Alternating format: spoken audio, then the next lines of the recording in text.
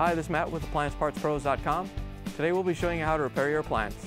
Remember, anytime you work on an appliance, make sure it's unplugged or the circuit breakers are off so there's no chance of electrocution.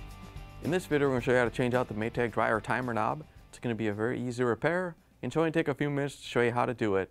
If you already have one of these, great. If not, you can click on the link below or get it at AppliancePartsPros.com. When you open up the package, you're going to get the new timer knob.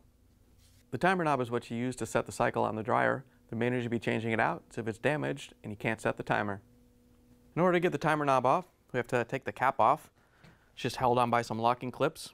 So we're going to get behind it with a small flathead screwdriver. Once you have the screwdriver behind there, you can just pry it off and set it aside. Then we can pull the timer knob off. It's just held on by these two locking tabs. So all you have to do is pull straight out on the knob and it should come off. Make sure the timer dial stays there.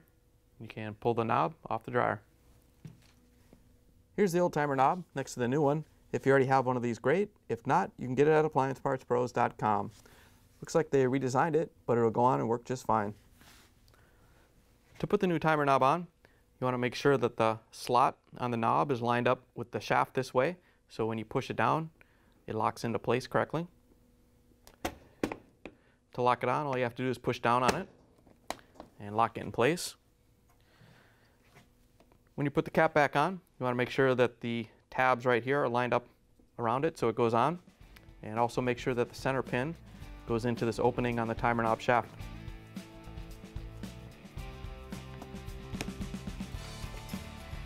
Once you have the cap back on, you can plug the dryer back in and take it for a spin. Thanks for joining us for another successful repair brought to you by AppliancePartsPros.com. Check out our other repair videos on our site, Facebook, and YouTube.